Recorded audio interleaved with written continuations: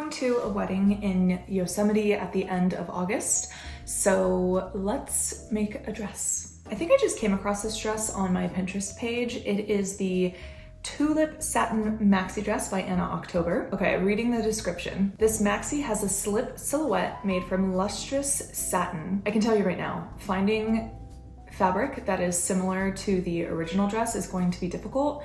So I think I'm just gonna go with something that has kind of that satin look.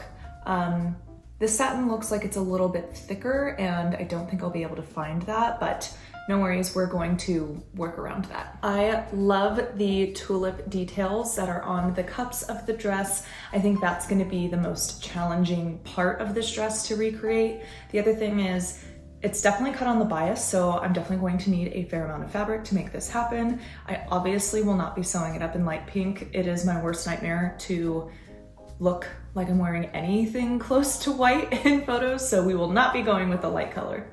I also really like the long dainty straps and the tiny little bar that goes across connecting the tulip cups. And this probably isn't the wisest idea because I don't have extra fabric and I don't have fabric to test with, but I do think I'm going to attempt to draft my own bias cut dress. Before we get into the pattern testing for the tulip cups, let me show you what I got from Joann. There's your hint of what color I went with. I didn't see any thicker satiny looking fabrics that I thought would work well and drape the way that it needed to drape, but I did find this really pretty green fabric that has some really beautiful drape, and I think this will be just gorgeous. Good job, Joann. This is definitely one of my most favorite fabrics that I have seen at their store, and this is honestly just really soft. I am not going to pre-wash this fabric. This dress is definitely going to be dry clean only. I just don't want to impact any of this sheen that the dress has, which makes it look super luxe, if you ask me. I initially thought about using interfacing for the tulip cups, but the more that I looked at it and the more that I thought about it, I actually think I might line them with foam, similar to how you would make a bra. I definitely want those tulip cups to have some structure, so we're also going to be working with this.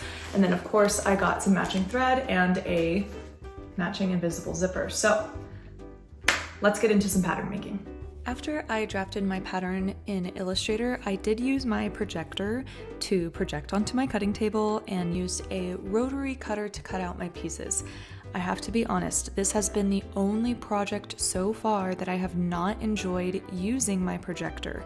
And that is because the bodice pieces are not only really long, but they're cut on a 45-degree angle. So it was just not working well for my cutting table. So I did cut most of my pieces using my projector, and then I did have to cut my bodice pieces on a different surface without my projector. I was most concerned with getting the right shape for the tulip cups, which each cup is made up of 3 pattern pieces, and just making sure that I had decent enough construction to make the cups look right. So here you can see I cut out all my pattern pieces in both the foam as well as my main fashion fabric. And I'm going to be using the foam sort of as a lining for the top cups. And to get the right shape for each tulip petal, I'm gonna call it a petal because I don't really know what else to call it, I honestly just studied the photo and kind of really tried to draw the shape to the best of my ability on my body on a piece of fabric. So if you're trying to sketch these out for yourself, that's what I would recommend doing. Now, your bust area is a curved area, so do make sure that those tulip side seams for each petal are curved, because that's going to allow the 2D fabric to create a 3D shape on your body. It's a little bit advanced pattern making. If you haven't done this before, I definitely recommend working with some test fabric. Here's another look at my pattern pieces and my cut out fabric. So my first step was to sew together the foam pieces, which is really fun. If you haven't done it before, you don't overlap the pieces, you just kind of put the seam edges together.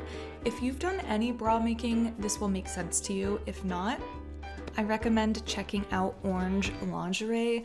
They are one of my favorite resources for learning how to make bras and underwear, and I've made one of their bra patterns. I think I've made it 7 times, so it'll get you a lot of experience, and some of these techniques for bra making actually become really important in dressmaking, especially for things that start to lean into gowns. Once I had the foam pieces ready to go, it was time to get working on the main fabric. So here I've already sewn all my tulip petals together, and you can see I'm just clipping into these curved seams so that they can lay a little bit more flat when I press them. And I am going to press these before I sew them to the foam cups because I just feel like it's a lot easier. Then it was time to sew them right sides together.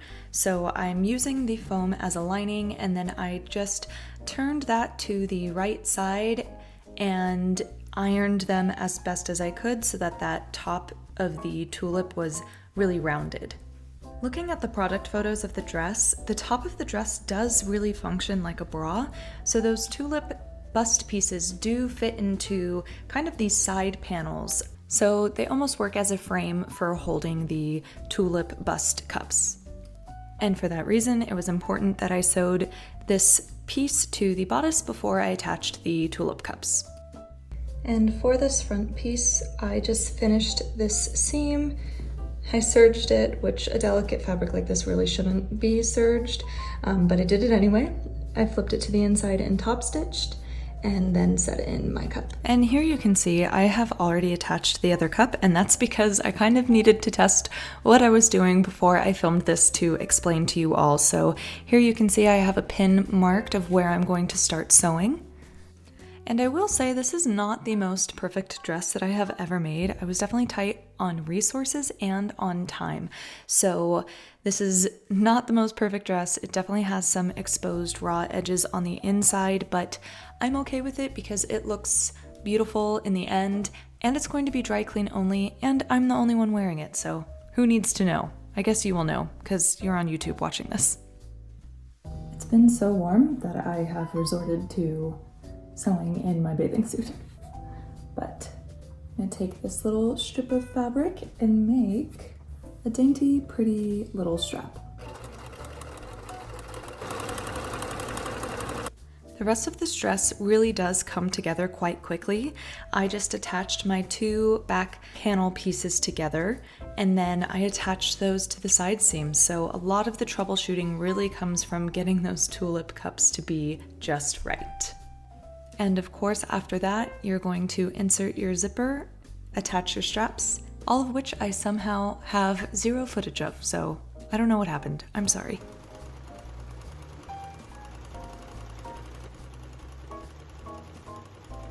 Here is the final look. I absolutely love how it turned out. I do wish I was able to get my hands on some thicker fabric because I think it would have been even more perfect, but it was such a great weekend, such a beautiful wedding. Yosemite as a wedding location is just absolutely incredible. So I hope you enjoyed this one, and if you have any questions, please let me know. I am happy to help however I can, and I will see you in the next one.